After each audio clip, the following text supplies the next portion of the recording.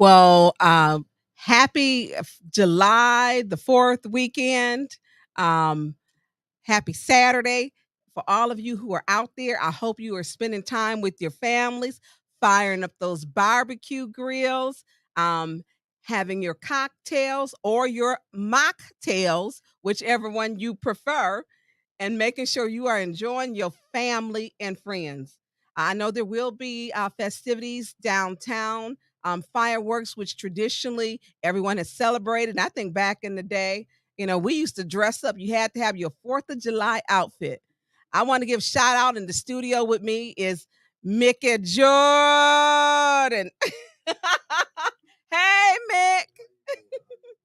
Listen, I could not do this without him or 8110 News Media Group. We would like for you to click, like, and share. Click, like, and share. Sharing is caring. And because we're going to get into some things that were just unbelievable. Now, I may have been born in the 60s, but I never thought that I would see in this day and age with Black Lives Matter, where we are supposed to be a woke society, that we would have at a meeting that was legally posted. Flint residents were there to hear about ARPA funds. The city clerk was there. She did her job. The meeting was properly posted as it is should be done. We had the city attorney. She was there. And we had some extra guests there. We had 6 Flint police officers. Only time you see 6 police officers is at a crime scene, usually a homicide. And most of the time, we don't have enough of the Flint police to where we have to get the sheriffs or the MSP to come in to help. So for us to have Flint police at the Dome for a meeting, which means they were on overtime, I don't see that was, I'm not going to say disheartening. It was unbelievable that use of resources. And they can't say that they were on duty. I don't even want, Police Chief Green to start that lie because I saw them getting out their own personal vehicles. So I don't think Flint officers are coming to work or, and driving their personal vehicles. So they paid for overtime, clearly. But I'm going to tell you that, the meeting was called, it was posted by Councilman Mays and myself to discuss the ARPA funds.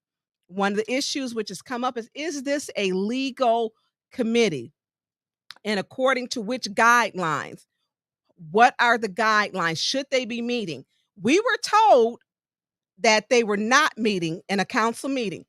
Every council meeting we asked, we were told, the city council was told that this group of individuals have not been meeting. That turned out to be a lie. And I'm not going to say an untruth because we need to call some things for what they are. It was a lie. They have been meeting at the Flint Public Library. So when we talk about this group of people who are meeting and meeting secretly, that's a charter violation. This group was not banded or wasn't put together properly, and it just wasn't. So when we talk about Saginaw, who was in they did phase 1, which was furnaces, phase 2, which was roofs, and I believe on the phase 3, which is windows. Flint residents have received $0. $0, that's a zero, has been given to Flint residents for home repair. No home repair. So when residents are asking, well, what's happening with that? Then there are some people saying, oh, you're trying to give out everything free. No, that's not true. But there are some people, if you qualify for it, then we should make sure that they get it. These are residents who are Flint residents.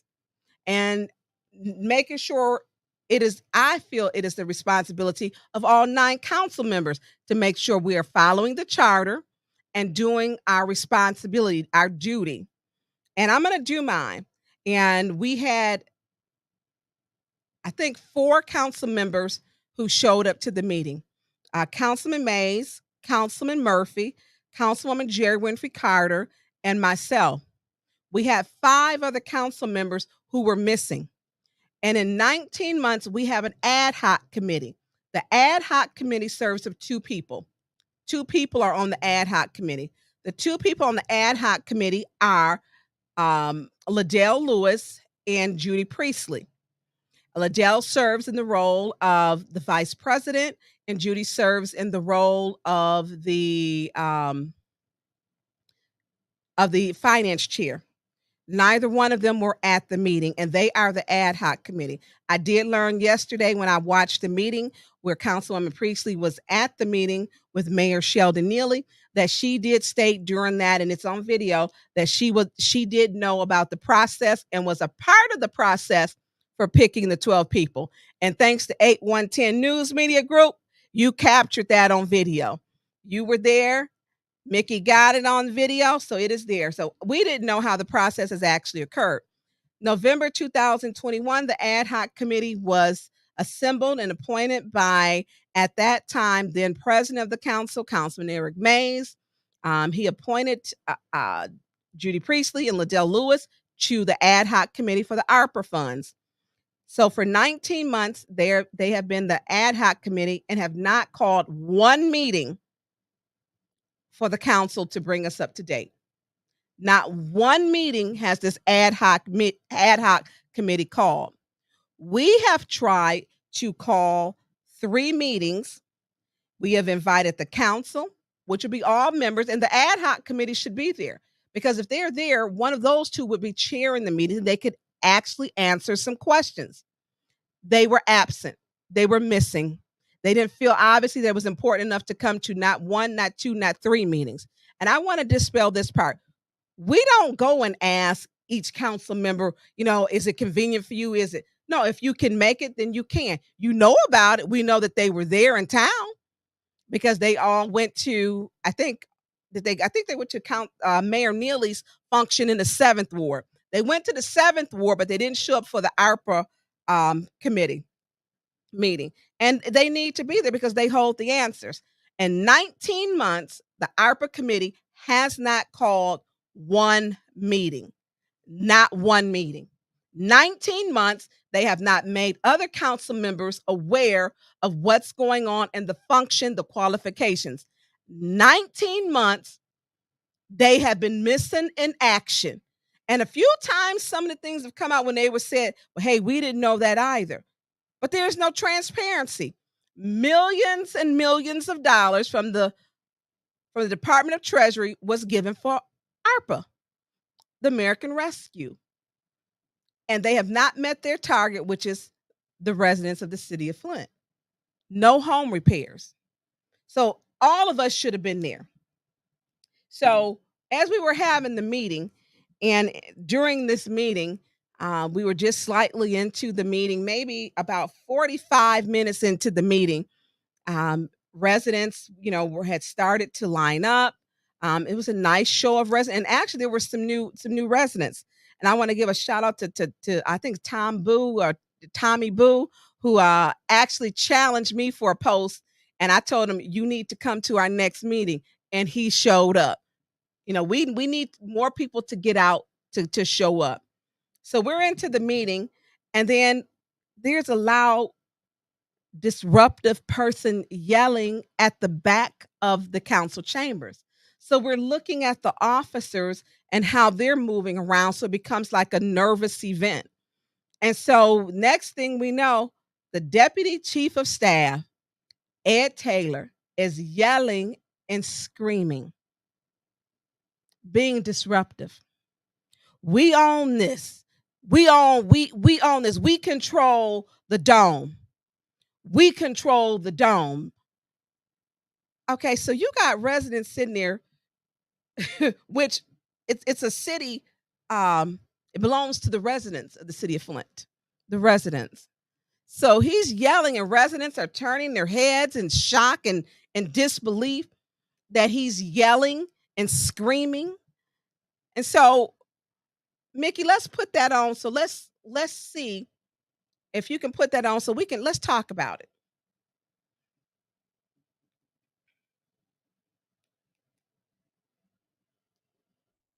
More into any agenda because we don't have 5 people here, so this is not an official meeting. And that's correct. It's not an official meeting. Everybody up there knows that it's not a quorum, and when it's not a quorum, that you should not be in it. At 7 o'clock, this will be closed because this is run by the administration. You all run the council chambers. We run this. 7 o'clock is shut down because there's no people got to say no.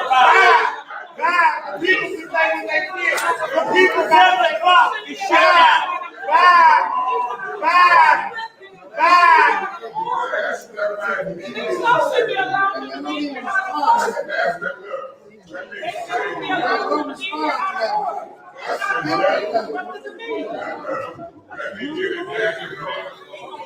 Look, if we allow him to say what he wants to on the agenda, he could have said. So he could have made a big deal about an agenda. We give him a chance. He don't want to say what he said. Then Ed Taylor comes in here, who has a title of Deputy Chief of Staff, where needed, come in here now and act for the police. I ran his campaign. Let me keep going.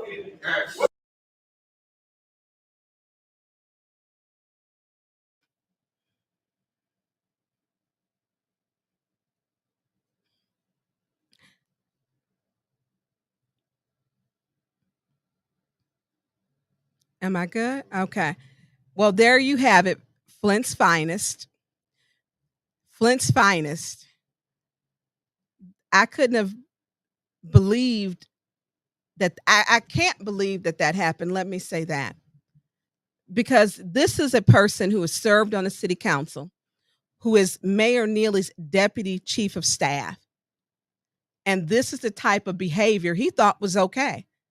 He was calling people, I'm on my way there. I'm almost there.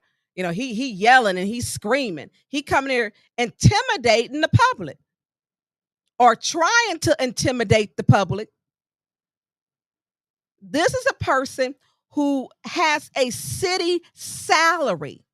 His salary is paid by the residents that he was trying to throw out of the dome, the Flint City Dome. City property. He receives a city salary as he tried to threaten and intimidate.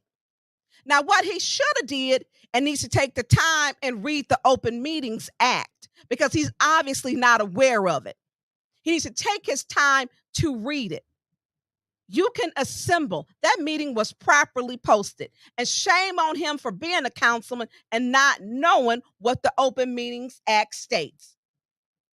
There was no business that was done. The meeting was legally posted. No, there was no quorum. But how dare you come in there trying to threaten and intimidate? You don't intimidate me. And the people sat there. They didn't leave. You were wrong, Ed Taylor. You were wrong with your city salary. You were wrong coming there as a bully, threatening people. And there were seniors in there. How dare you do that? How dare you do that as a black person? Because a man wouldn't do that. You threatening people. You own the control of the city dome. No, the city residents do. You own nothing at that city. How dare you do that? We talk about how do you heal our community and you unify it. That was not a unifying act. That did not unify. There were people who were turning their heads, who were scared. Some people got up and left. You had police officers scrambling, trying to figure out what to do. Officer Metcalf whispered in my ear and said to me, if you could please make the announcement and have everyone to leave, we have to have you out of here by 7. I said, wait a minute, by 7? We knew we had to be done by 8. That was the agreement because they wanted to put a time on it that they wanted it done by 8. Okay, so before 7 o'clock, he comes in to raise all kind of pure D hell That's not what you do in this community. Trying to intimidate and to bully. It didn't work. He looked like a clown coming in here scaring them seniors. Then he leaves out. Shortly after, Chief Green comes. They're telling people they have to leave. You cannot be in the chain or in the dome. Telling council members they have to leave. We don't have to leave. See, that's where you got to know what your rights are. We don't have a time where we have to be within the certain hours of to get to our offices. We don't have that time. But you cannot say you're working with council and you want things to work out, or only your few 5 rubber stampers. So when your 5 rubber stampers are doing what you need them to do, which is why they have not showed up for the council meetings for the ARPA funds, because your 5 rubber stampers obviously don't care. There is no reason why that should have happened. And you know what the part about it was? Some of them were 6th Ward residents. 6th Ward residents, and wanted to know who was that and where can they file a complaint and with whom. And that is a deputy chief of staff. And that is his behavior. That is conduct unbecoming of any person or any city personnel. So as Officer Metcalf says to me, you're gonna have to leave, Tonya. I went and asked the city attorney. She felt like she didn't want to, and I understand. When people work and they scared they're gonna lose their job if they answer a question, she was scared. And I get her not wanting to answer, because who wants to fight this bully administration with this clobber you over your head type of antics? And you want to know why we keep leaving, so many people keep leaving? We done had over 30 key positions with talent that is left because of bullying tactics. It has no place in the professional environment.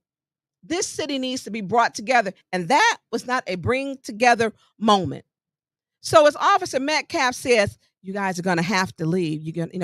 I said, so what are you going to do? Arrest? He says, I was told to arrest everyone. I said, so these 6 officers out here are going to arrest the residents. The officers were told to arrest the residents of the city of Flint for attending a legally posted meeting in a city building that the mayor and Ed Taylor want to fight about. I guess with, I don't know, is it the clerk or with the residents? Because the meeting was for the residents. By the way, Mayor Neely would have been more than welcome to come, because we got some questions for him. we have some questions. So when they were told, so I said, so you're going to arrest the residents? He said, if they don't leave, that's what we were told. I said, well, you know what? Looked like you arrested me too. I had no problem if I had to be arrested, because it's a time when you stand with the people, when the people are right, and the people are right. You never go wrong with right when you with the residents. You don't. Everything about that was wrong. 6 officers with guns on them, some with bullets, some with stun guns. They carried pepper spray, were there at the back of the building to arrest the residents. Standing at the back. Then they said there were some more outside. I didn't see them for how we were placed, but I was told there were some outside before Chief Green came over. Now, Chief Green, you didn't take my phone call, but this is a sorry excuse for having officers to arrest the residents. We can't get an officer. I get calls every day. People, we get gunshots. We get people with breaking and entry. We get people who call because noise complaints. But you got officers, and you knew how to schedule them for that. Chief Green, I need you to schedule the city crimes better. I want you to schedule them like you scheduled having 6 officers there to arrest the residents. I want you to do a better job scheduling the police officers like you scheduled to have the residents arrested. How dare you go along with that nonsense? And if y'all can't stand up to Mayor Neely, y'all need to quit. If you can't stand up to Mayor Neal and Ed Taylor and tell them, look, I'm not going to arrest nobody. The meeting was legally posted. Somebody in here got to stand up because this is ridiculous. You got residents who were scared. Somebody yelling, waving their arms in the back, yelling across the room, threatening residents. Where they do that at? This is what my grandparents and my great-grandparents fought for, civil rights. Took me back to when they used to sick the dogs on you. When policemen would stand up there with their gear, their riot gear, when they would stand with the dogs and the fire hose, when they used to beat black people for the right to assemble and vote. But we got black men sicking the police on other black people and minorities and Flint residents. I ain't never seen nothing. Shame on y'all. Disgraceful. I never seen nothing like that. Mickey, put up some of them pictures that take us back down sad memory lane. You know, where do we have this? Police have been traditionally used to control our communities. And we have a mayor and a deputy chief using the police and these antics to control the people. They're using them to control the people. Y'all need to click like and share because everybody needs to know that we have a mayor and a deputy chief who is sicking the police on the residents and the city of Flint, threatening to have everyone arrested. That would have been my first case, and I would have been happy to wear my little orange jumpsuit. I wouldn't have had a problem. If you're going to arrest the residents, you're going to arrest me too. Is that one up, Mickey?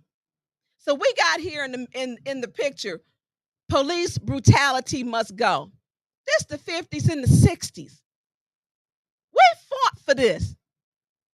Why do we have a black mayor and a black deputy chief sicking the police and intimidating Flint residents? How dare you do that? We went through this over 100 and so years ago. It goes back to how the police was actually established. The slave traders, how they come get us. Y'all using them and threatening people with this. Mickey, let's go to the next one. They're so old that the picture's not even, now this brings it to modern day. Now we talk about why Black Lives Matter. And you'll hear people say, well, all lives matter. And the people will say, all lives don't matter until Black Lives Matter. Black Lives Matter. As a mom of two black young men, my black young men do not have the same opportunity afforded to them as if my children were white. It's not the same. I've had to give them instructions on how, if you are pulled over, what to do. You know, yes, sir. Yes, officer. No, officer. Keep your hands on the steering wheel. Don't make any swift moves. Do whatever they ask you to do. Call me and put me on the phone so I can hear on speaker, or your dad. And if ain't win, your grandmother or your aunts, so someone can hear what's going on. When you use the police to go after the people. So here it is. We got one picture in color, one in black and white. The same thing. The use of police of force, the mental effect that it has. So you got here, there, in the black and white, at the bottom one, they just standing there. Reminded me the other night when we were at the council or the special meeting in the Dome. They were standing there looking perplexed. There was some of them who was nasty. There was one, how she was talking to people, the lieutenant. She was rude. This is a sensitive topic, and that lacks sensitivity when you were talking to people. So you got here at the bottom in the black and white, it's this, and you got in the color, it's the same thing, using the same type of tactics to control the community. So here we are. You got a black man. This is in the 60s, looks like, black and white. You couldn't even walk down the street for being arrested. And guess what? They couldn't come to a meeting without threatening to be arrested. That was a legally posted meeting. And to come in there and holler and say, you control the dome and this is what you do. We all live and work for the city. You have to allow space for everyone. You have to allow space. There was no space that was given during this time. How dare you call the police and threaten to arrest the residents? Myself also. You know, Mickey, orange ain't my color, but I was ready. I was ready. That infuriated me that in this time that people should know better. So when we talk about that, I want you to go to um, how does it affect people mentally? In our community, we have a problem with trusting the police. We have a problem trusting them. Why do we have a problem trusting them? One of the reasons was right here. So when we talk about some of the issues that affect our community, and this was done with a Howard University study, history shows that, hold on. Oh, you've got, okay. No, the lack of faith. Is that the one that's up? Yep. Indirect effects of police brutality on mental health. You know, we kids be like, oh, that's the popo, that's the popo. You wonder why we fear or people fear the police. Chief Green, you provided a threatening situation. You provided Chief Green a threatening situation that you should have said to Mayor Neely, look, that meeting is posted. And if you got a problem with it, I'm not doing it. You put yourself in something. There was nothing that stated that we had to be out of there or the residents couldn't finish talking. And by the way, we stayed to 7:30 after Mr. Ed Taylor came and raised all that mess. The residents were still, we stayed and they spoke. They spoke. We left at 7:30. Residents, after they finished speaking, they left. All that wasn't even necessary. I mean, it should not be a struggle of power where you calling the police. So when we talk about why kids don't trust the police, Chief Green, they don't trust you because of what you just did. You brought in 6 officers to control a peaceful meeting. We ain't never had 6 officers, so you knew it was planned because you had them there. They got out of their cars, they parked in the parking lot, and they came in there and they stood at the back. So they intimidated the crowd, which people were questioning. And then, as I was whispering in my ear, we may get arrested. I don't have no problem. I got people who can get me out of jail. Believe that one.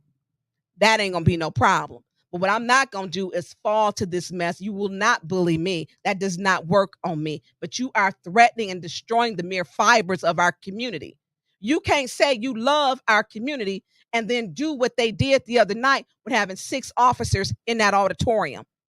You can't love this community and say they can't meet for a legally posted meeting. You can't, and you don't. You don't. So when we talk about the indirect effects of police brutality and mental health, when people get mad when they say F the police, that's why. That's why. When you use the police to threaten people in a non-threatening manner, you use the police to threaten people in a non-threatening manner. Police Chief Green, you should know better. You got 30 years experience. You should know better. Tell Mayor Neely he be the mayor and let you be the police chief.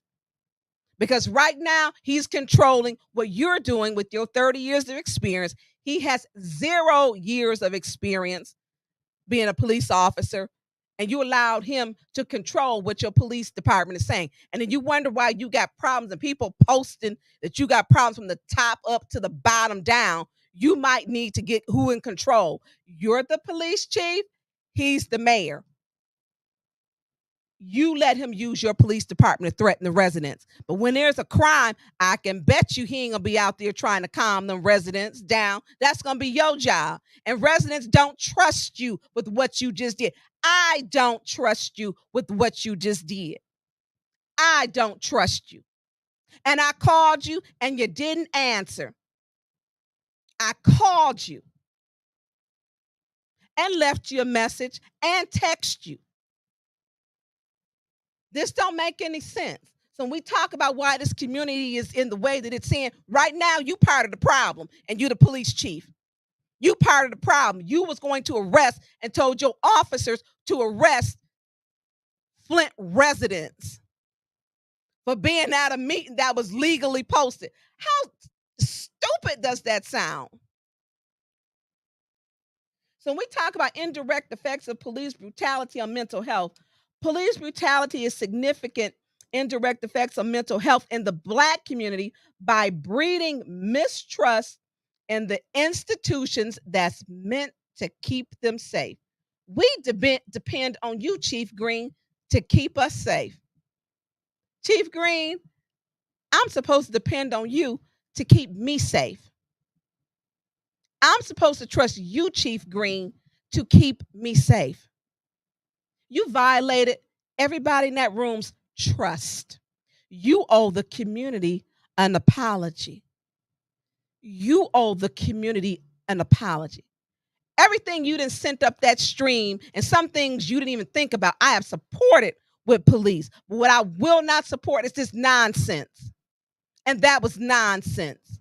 You did something that would affect these people and live in their memories for as long as they have breath on this world, in this world. So the lack of faith in law enforcement makes people less likely to call on the police when they are in danger. Because police brutality makes people less likely to call for assistance, crime doesn't get solved. And Lord knows, Police Chief Green, you got some problems with getting crime getting solved. And you didn't help your own issue with calling the police on Flint residents. Nonviolent. I mean, this almost take me back to Dr. King, and I couldn't have did Dr. King because he was nonviolent. I know towards the end, he was talking to Malcolm X, and he was about to raise the bar. It take a lot to not be to be nonviolent. Y'all asking people, to trust y'all.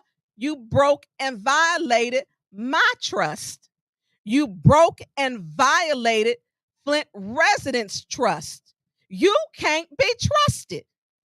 You ain't never scheduled no 6 officers that I've seen for no, not ever in Flint's history. Let me be clear. Has there ever been 6 officers to come to a city council meeting? Sometimes I don't even think you got 6 officers on a shift. And you got 6 officers at a city council meeting? How dare you? When we talk about how it affects the mentality of these young people who we want them to respect you when the police are called, you broke and you're violating their trust. It creates trust issues. Let's go on to I want to say this. So when we talk about studies show that negative experiences with law enforcement may decrease trust in other institutions as well. It affects our communities mentally. So that when we see police, we get nervous. We don't walk up and think that the police are creating a safe space for us. And so when we have people or the Flint police who were sent there and they were doing their job, the officers were assigned for clearly overtime, special duty to come in and put everybody out, as Ed Taylor acted irrational and out of control with conduct unbecoming of any city employee. He shouldn't have done that. Let's go on to the next slide. Limit with the code of silence. So as we talk about getting our homicides, and one of the things was important with Chief, we had talked about witness protection programs. People are talking, Chief Green. All them people in that room people are going back and they're talking to people. That played on TV. It played on Channel 17. It played on YouTube. You owe this community an apology. You owe the council people an apology.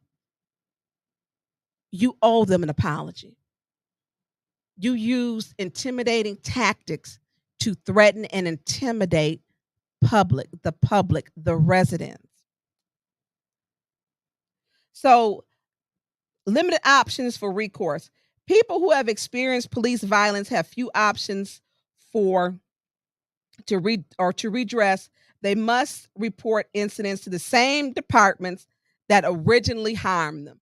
How many people gonna feel comfortable calling the police after who were in that room after we had Ed Taylor coming in there yelling and screaming, and then the police were instructed to arrest? Now they didn't arrest anyone, but it was very clear.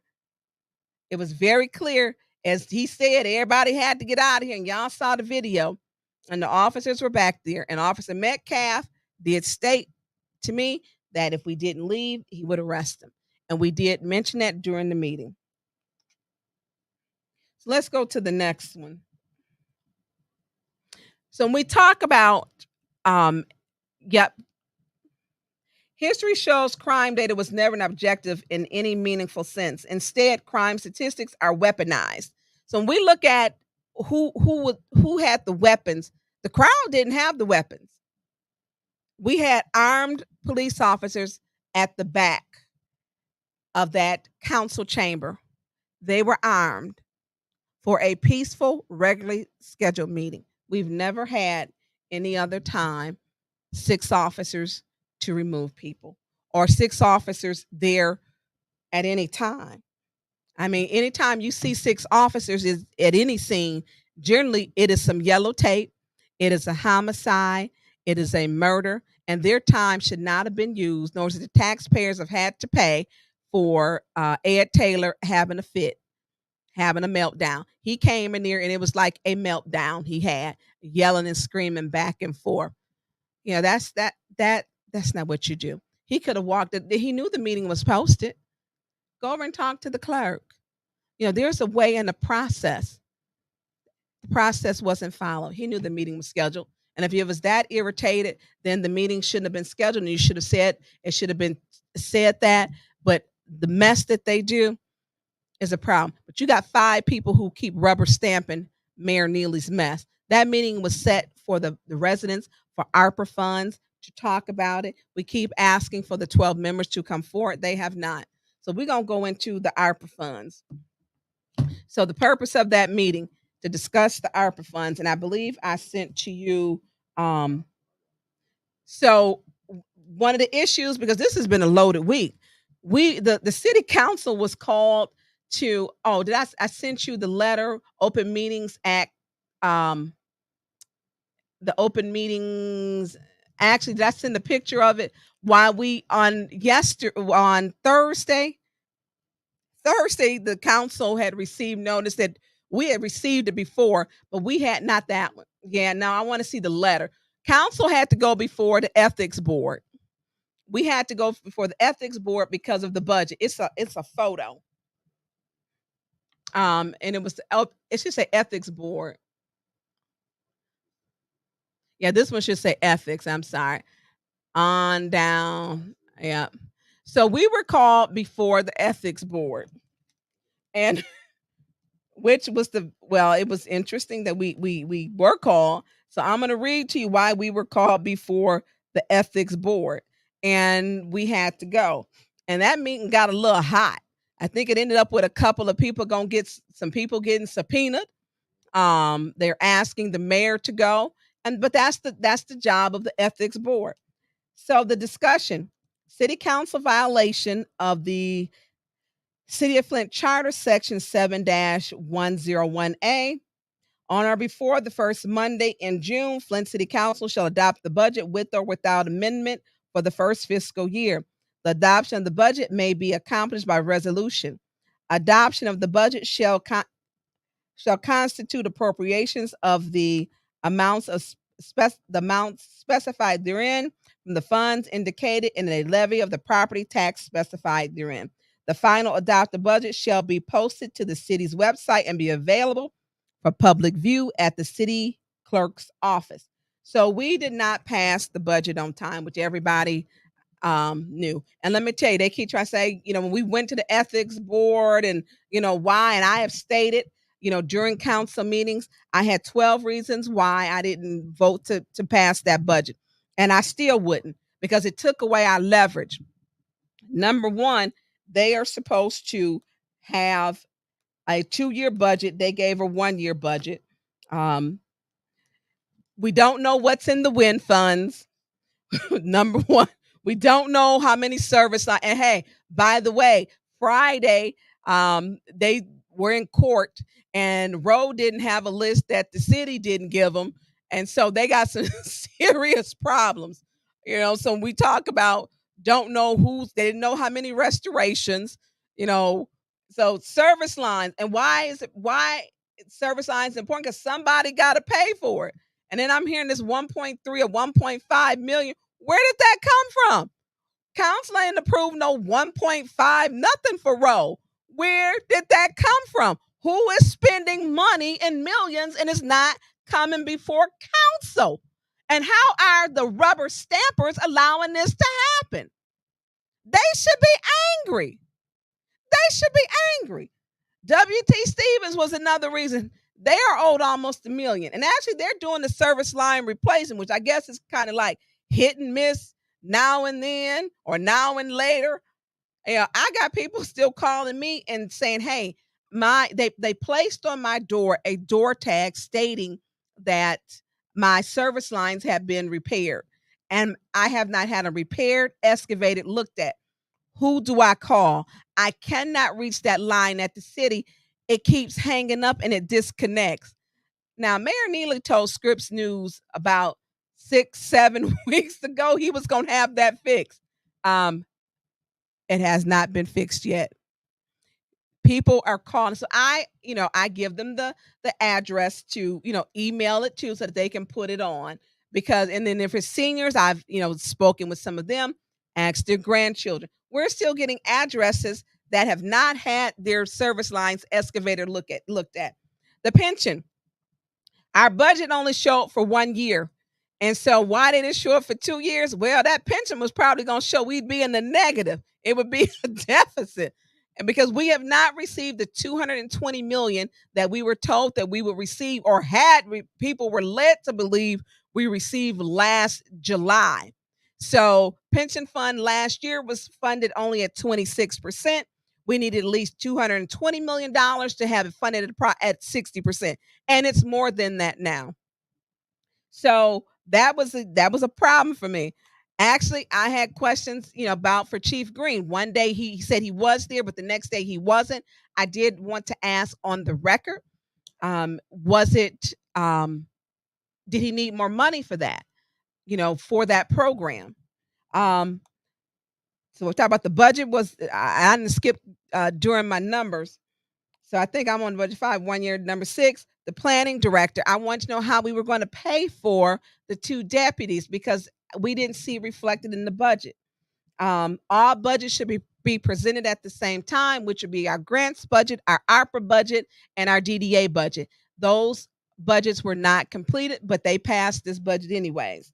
ARPA fund balance. I have sent emails numerous times. I've asked for line item, what has been spent out of ARPA funds. And guess what? We still don't know what's in ARPA funds. Now they say 30 to 50 million, but do they really know? No, we don't know. Now, if you go to your bank and you ask them what's your balance in your bank, they better have an answer. Not one person, right, down to the penny. And they can give you a printout. The banks can give you a printout. You can bank online. Most people do their banking over their phone, but not the city of Flint. They don't have the ARPA balance or not giving it to the city council. Or if they're giving it to our ad hoc committee, we need the ad hoc committee, Judy Priestley, Liddell Lewis, to please share that with your other colleagues, please. So when we don't have what's in the ARPA budget, that's the problem. That's the people's money given from the Department of Treasury. It does not belong to any administration or any one individual. Lost revenue, we don't know yet. We don't know. I think they said it could be estimated at 30 million. I mean, all this is fuzzy math. Marijuana revenue, We don't know how much we got for marijuana revenue. And we got more marijuana spots popping up. But not just that, you got some that are even closed. And I see that one on Averill, which was a nice building, used to be the Rain Check Lounge. It's closed. What are we doing? Should we, change our ordinance? Do we have too many marijuana shops? Do we need, do we open up, how do we need to regulate that? Well, we don't even know how much our marijuana, revenue is. Last year, I think we received 86,000. We spent more in that with actually dealing with attorneys, planning and development. We spent more on personnel. So it was not beneficial to where Flint made money from having marijuana shops in our city. Flint did not. We received 86,000. When you submit for a marijuana license, it goes to numerous departments. It did not show that it benefited the city to have marijuana facilities in our city. We didn't benefit financially. Now, for those who use marijuana products, I mean, it made it easier access, but the city of Flint is business. Listen, they didn't make no money. They didn't make no money. So when we talk about, this meeting, our ARPA funds and why we had special meeting, we needed to talk to the ad hoc committee, which is two people that are on it, and ask them, how are these people picked? Are they meeting illegally? I did get a legal opinion from the city of Flint, and then I did get an opinion from Lentil Law Group, which was an independent one. And when we talk about it, I had posted it on my Facebook, but it also states multi-member groups. What is a multi-member body? And if we can go to that, and it states any group of more than one person is defined in the city charter as a multi-member body. It looks like that, Mickey. And so it's like 4 of them. So multi-member bodies by the city of Flint they come to the council by resolution or by ordinance. They didn't come to us by resolution or by ordinance. They simply did not. And so with the independent law opinion, it did not go along with the mayor. The attorney that had given that, she's no longer with the city anymore. Attorney Angela Wheeler, she has went on, she quit too. And so it goes to explain multi-member bodies who are bound by the Open Meetings Act and how you have to post these meetings legally. You have to post them at least within 18 hours. You have to keep notes, not notes, minutes, which is notes, and that it has to be turned into the clerk. And so there's certain provisions by state law we have to follow. And it says every multi-member body shall comply with the Open Meetings Act. That's the law. That's the law. And that's in our charter. And so when we talk about all meetings of multi-member bodies of the city of Flint, including boards, commissions, call for the purpose of discussing with the jurisdiction of the body all gatherings of a quorum of more members. Hold on. At which business within the jurisdiction of the body are discussed shall be public, otherwise authorized by law. So the charter speaks to ad hoc committees and advisory boards, advisory committees as being multi-member. The advisory committee has 12 people on it. The ARPA advisory committee has advisory committee in its name, which this charter speaks to advisory committee. There's no way of getting around that. So let's go to what happens let's go to Open Meetings Act. So what happens if we are in violation knowingly? Because at this point, we have to be knowingly in violation. Because I'm just not understanding. So it's going to be read to Mickey. Open Meetings Act. Yeah. I think it is. Yeah. Nope. This one is going to be Open Meetings or OMA.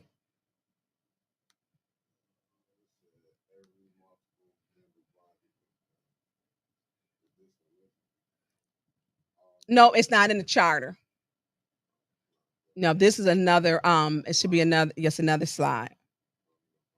So while he's finding that, the Open Meetings Act, It says, like most states, Michigan has a law that requires public entities to provide public notice of access to an option for participation in meetings of the public body where discussion of any decisions in matters affecting public policy are accomplished.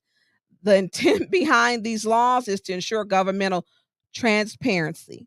To the intent behind these laws is to ensure governmental transparency. Um, Open meetings, yeah, yep, yep. And so it says the intent behind these laws is to ensure governmental transparency of the ability of citizens to witness, view, and participate in actions of their government. Well, can't nobody participate, witness, or see because they're meeting secretly. I'm going to say it louder, secretly at the Flint Public Library. Now, they stood before Flint City Council and said, we have not had any meetings. We have not had any meetings. That kind of sound like Bill Clinton with Monica Lewinsky. I did not touch that one. That's what it sounds like, Bill Clinton. I did not, yeah, I did not have relations with that woman. That sounds like the Bill, I think they Bill Clinton does because they have been meeting at the Flint Public Library numerous times secretly. So the Open Meetings Act is very clear that the intent is for residents or citizens to have the ability to witness, view, and participate in the actions. This group was supposed to come to us for approval by ordinance or resolution, and they did not. It says the Open Meetings Act, or in some states, the Government and the Sunshine Act in some states, along with corresponding freedom of information, form a foundation of expectation of government openness and transparency for federal, state, and local public bodies and officials. This is anything but transparent with millions and millions of dollars. $94.7 million came here to the city of Flint. 94.7 million. And that is the least transparent. One, they did not come to council by ordinance or resolution. Two, it is a violation of the Open Meetings Act. The meetings are not posted. Three, you cannot, the public has not had the chance to view, listen, or any part. We don't even know when it's posted or to participate. So what happens when they break this? That has been the question, and some of the calls that I have been getting. What happens when they break this? Does anything happen? But I want to back up before that one. I want to go to the clerk is supposed during these meetings. How we don't know what's going on? They're required by state law to keep minutes, and the minutes has to consist of date, time, place, members present. Any decisions made at that meeting are to be open to the public. They denying, I guess, nonprofits. This isn't open to the public. They are breaking the Open Meetings Act. It has to be the purpose or purposes for which, now you can have a closed session like we do executive session, but they are a legally functioning body. The description and votes of a roll call votes taken at the meeting. All of those things have to be given to the city clerk. Guess who is not else at these meetings? The city clerk. They conducting official city business, making decisions. There is nobody from the city clerk's office there. They are meeting, and I'm going to say it, in my opinion, illegally. And in the opinion of the law group, Lento Law Group, illegally. It ain't open to the public, and they making decisions. You get this money, you don't get it, or you don't have enough information, or you don't qualify for this. They're making decisions and qualifying people. This means supposed to be open. So when we take it back, What happens? What are some of violations? What happens? Because it's a violation as far as I'm concerned. And I read the two, the two opinions. And I know sometimes attorneys will make an opinion to find an answer to make it go for somebody, to make it work, as opposed to saying, let me put what is out there. So it's going to be challenged. And I think the council has a responsibility to ask for an injunctive relief, because that um that group that's meeting, the ARPA advisory, are meeting illegally. All 9 of us have a responsibility to seek legal counsel, because I believe it's injunctive relief. So when we need to get injunctive relief. So what happens if a person is found guilty? So civil action to compel compliance or enjoin non-compliance, commencement venue, security not required, commencement or action, court costs and attorney fees. So number 1, if a public body is not complying with this act, which is the Open Meetings Act, the Attorney General prosecuting, and I'm gonna turn it this way so I can blow it up. The prosecuting attorney of the county in which the body serves or a person may commence a civil action to compel compliance. That means go to court. They didn't follow none of the Open Meetings Act. So we should, the Attorney General, the county, the prosecuting attorney, David Layton. 2, an action for injunctive relief. A public body shall be commenced in the circuit court and venue improper in any county in which the public body serves. Take it to court. They aren't following the Open Meetings Act. This is very clear. This isn't rocket science. Number 3, an action of mandamus against a public body underneath this act shall commence in the Court of Appeals. Number 4, if a body is not complying with this act and a person commences a civil action against the public body for injunctive relief to compel compliance or to enjoin further incompliance, the act and it succeeds in obtaining relief in this action, the person shall recover court costs and actual attorney fees for the action. So I think we have a responsibility as the city council to take this to court. Those are millions of dollars. The last time almost $1 billion came through here, it did not hit the pockets of the residents. It did not. Our state representative did not make sure the residents were taken care of. He did not. He is now our mayor. I don't have trust that he's going to make sure that that money hits the target, as he calls people obstructionists. Last night he had an obstructionist and he calls people anarchists. Well, you might want to start looking within your own, Mayor Neely, your very own administration. And that's what you need to be doing. I want everyone, and Mickey, how much time we got? How many? A minute. Hey, I want everyone to have a happy 4th of July. This time went quick. Support your city council. I'm going to place all this on my website, on my social media. But you know what? Call y'all, you need to call your city council person, because I can tell you what, I've had residents call and ask me, they're not following Open Meetings Act. What can we do? This needs to be taken to court, and it should. I want y'all to love your families, enjoy yourself some barbecue, click like and share, because look, we in a fight.